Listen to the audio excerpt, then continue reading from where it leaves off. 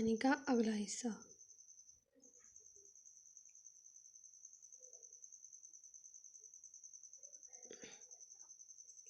منر بن رہا تھا۔ کیسے ٹھنڈا رکھوں خود کو؟ تم بتاؤ، یہ ٹھنڈا رہنے والا وقت ہے؟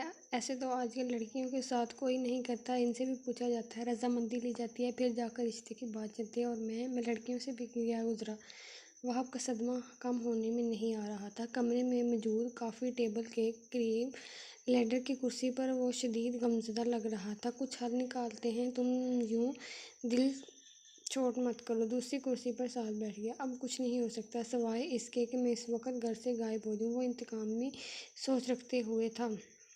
یار تو صبر تو کر، ایک خیال آیا کہ میرے ذہن میں، لیکن تو ٹھنڈا ہو کر سوچے گا تو بتاؤں گا، ساتھ نے تھوڑی پر ہاتھ پھیرتے ہوئے کہا۔ ایک ہاتھ صاحب کے بازو پر ذرا بتاؤ، وہ بیزار لہجے میں بولا۔ ایسے نہیں، دماغ ٹھنڈا رکھ، صاحب نے پھر سے کہا۔ اب کیا فریزر میں جا کر بیٹھ جاؤں یا برف سر پر رکھ لوں؟ ٹھنڈا ہی ہے، وہ کفر بڑے لہجے میں بولا۔ صاحب کا کہفہ بلند ہوا۔ اچھا سوری، وہاب کے گھٹنے پر وہ مشکل سے اپنے قہقہے کو روک پایا۔ تم رادیہ سے خود بات کر کے دیکھو، شاید وہ بھی اپنے گھر والوں کی وجہ سے مجبور ہو۔ سعد کی بات پر وہ چند لمحوں کے لیے سوچ میں پڑا، اور اگر اس نے ابو کو بتا دیا تو بس پھر جو نکاح چند دن بعد ہونا ہے وہ کل ہی ہو جائے گا۔ کچھ سوچ بچار کے بعد وہاب نے اس کا آئیڈیا رد کر دیا۔ یار تم مل لو، اس سے میں یہ نہیں کہہ رہا کہ تم صرف فون پر بات کرو۔ سعد نے پھر اپنی بات پر زور دیا۔ ویسے لاسٹ ٹائم تم کب ملے تھے اس سے؟ سعد کی بات پر اس نے ایسا منہ بنایا جیسے منہ میں کوئی کڑوی گولی ہو۔ تو ایسے کہہ رہا ہے جیسے میں تو دن رات اس کے ساتھ ڈیٹیں مارتا تھا۔ سعد کی بات کا رخ وہ کسی اور ہی جانب لے گیا۔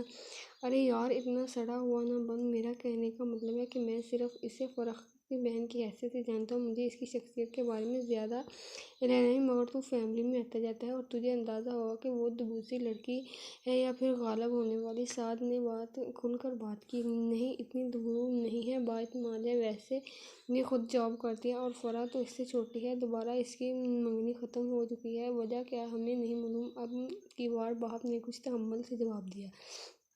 اور اگر یہ لوگ فرح کی بجائے مجھ سے رادیہ کی شادی کروا رہے ہیں تو اس کی شادی بھی ہو چکی ہے اور وہ خوش ہے، شاید اس لیے شہاب بھائی بہتر نہیں تھے، مگر میری گھر والے اس انداز سے سوچیں تو تب ہے نا۔ پھر ایک بار پھر چڑھا۔ تم بہرحال اس سے مل کر بات کرو، اس کی رائے پتہ کرو، اگر وہ بااعتماد ہے تو یقیناً تمہارے اس رشتے کے لیے ناپسندیدگی دیکھ کر انکار کر دے گی۔ مجھے امید ہے۔ سعد کے مشورے پر اس نے لمحہ بھر اس کی جانب دیکھا، جیسے کہہ رہا ہوں مروائے گا تو نہیں؟ ٹھیک ہے، یہ بھی کر کے دیکھ لیتے ہیں۔ وہاب نے حامی بھر لی۔ اس کے پاس اس کے علاوہ اور کوئی آپشن بھی نہیں تھی، کیونکہ رمضان سے پہلے نکاح اور رخصتی طے ہو چکی تھی۔ اب اس کے پاس صرف 2 ہفتے بچے تھے اپنے لیے ہاتھ پاؤں مارنے کے لیے۔ سعد کے مشورے پر عمل کرتے ہوئے اس نے اگلے دن رادیہ کا نمبر ڈائل کیا۔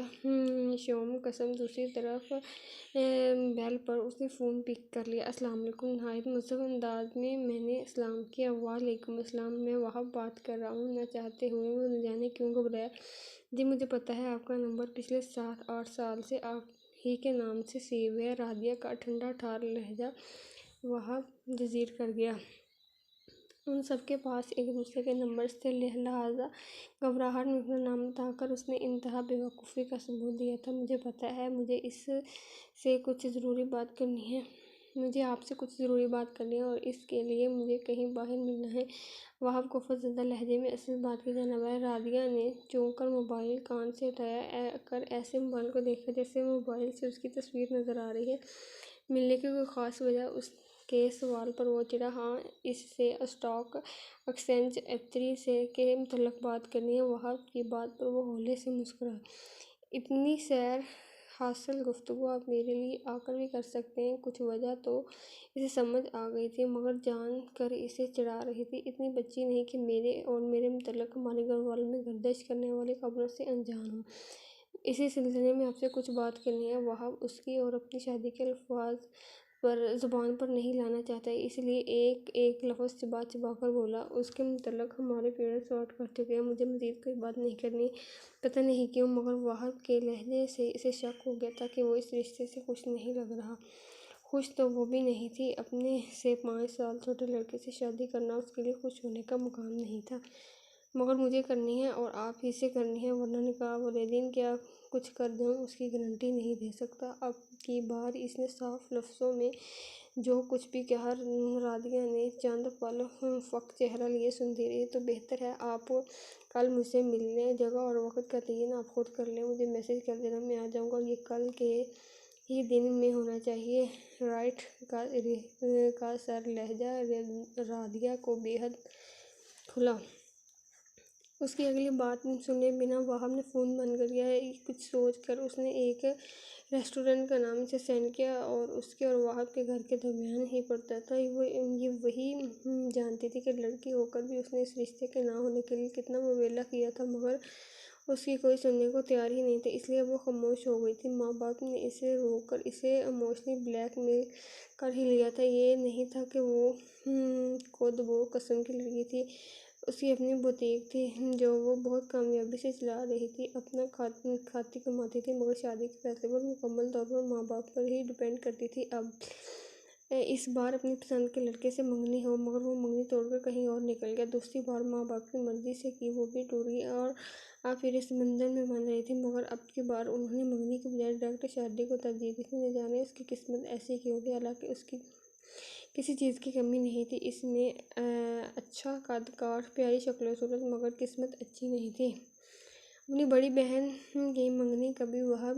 کے ہی بھائی سے ہوئی تھی، مگر وہ باہر جا کر شادی کر چکا تھا۔ اس کا ازالہ کرنے کے لیے اب اس کے ماں باپ چھوٹے بیٹے کا رشتہ لے آئے تھے۔ رادیہ کو وہاب کے ساتھ ہونے والی اس زیادتی سے خوشی نہیں تھی، وہ اسے ہمیشہ چھوٹے بھائی اور دوست کی طرح ٹریٹ کرتی تھی، مگر وہ مجبور سی جانتی تھی جہاں کہیں بات چلے گی کچھ عرصے بعد ختم ہو جائے گی۔ سمیع اور زیبا کو اس ہر حال میں اپنانے کو تیار تھے، اس لیے اس کے ماں باپ نے بھی مطمئن اور کچھ مجبور ہو کر اس کی بات وہاب کے ساتھ طے کر دی تھی۔ اگلے دن وہ دونوں رادیہ کے مقرر کردہ ریسٹورنٹ میں ایک دوسرے کے روبرو بیٹھے تھے۔ وہاب نے نظروں کو بار بار باور کروایا جو سامنے ہے 5 بڑی ہے، مگر دل کرتا تھا کہ رادیہ کی بھولی سی من مونی صورت دیکھ کر اسے کی ماننے سے انکاری تھا۔ رادیہ خاموشی سے اسے نظر انداز کیے ادھر ادھر لوگوں میں ایسے مصروف تھی جیسے وہ آج یہاں اس کام پر ہے۔ وہاب کو اپنا نظر انداز کیا جانا گھل رہا تھا، ہم آخر اسے گلا کنکارنا پڑا۔ رادیہ نے ایک اچکتی نگاہ اس پر ڈالی، دیکھیں آپ کا اور میرا کسی بھی طرح میچ نہیں بنتا، ضروری نہیں کہ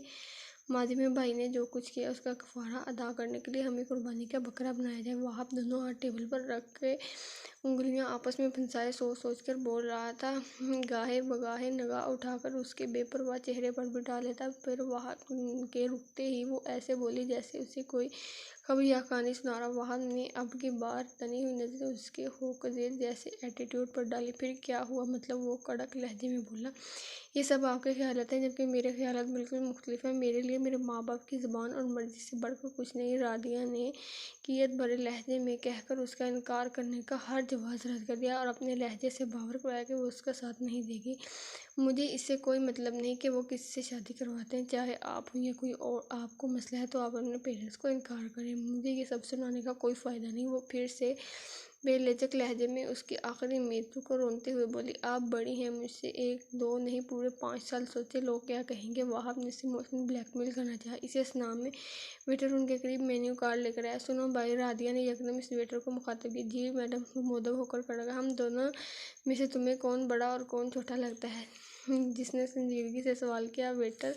ویٹر وہاب اس کی جرات پر ہچکار رہ گیا، کیا بکواس چاہیے؟ وہاب یکدم آہستہ آواز میں گرایا، نہیں پوچھنے میں حرج نہیں۔ وہ کندھے لگا کر بڑے آرام سے بولی، جاؤ یار، آپ ان کا دماغ ٹھکانے نہیں ہے۔ وہاب نے دانت کھچکار کر اس کی معصوم صورت کو دیکھا۔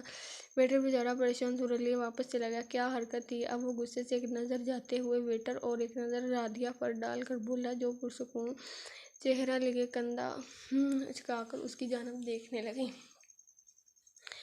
آپ ہی نے تو کہا تھا کہ لوگ کیا کہیں گے، میں نے سوچا آج یہ معاملہ بھی کلیئر کر لیں کہ لوگ ہمارے بارے میں کیا کہتے ہیں۔ مزے سے وہاب کے چھکے چھڑواتے ہوئے وہ معصومیت بھرے لہجے میں بولی۔ وہاب کو اس کی یہ خود اعتمادی انتہائی خطرناک لگی۔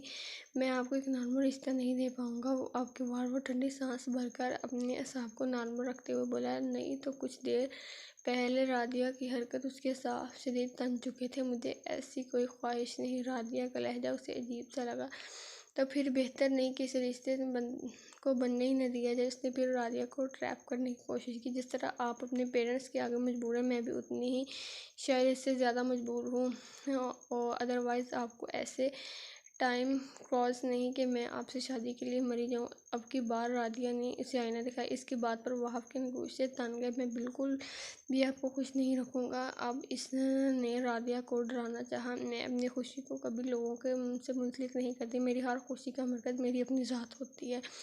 مجھے دوسروں سے کبھی خود خوش رکھنے کی امید ہی رہی بھی نہیں۔ اور میں نے پھر بے لجک لہجے میں بولا، یہ شادی کر کے آپ بہت پچھتائیں گے۔ وہ پھر سے دمگی میز لہجے میں بولا، وہ آہستہ انداز میں ایسے ہنسی جیسے کوئی فرق نہ پڑتا۔ وہ غصے سے اپنی گاڑی کی چابی اٹھا کر تان فون کرتا ریسٹورنٹ سے نکل گیا۔ جاری ہے، ابھی جاری ہے، بعد میں نیکسٹ ایپیسوڈ صبح آئے گا۔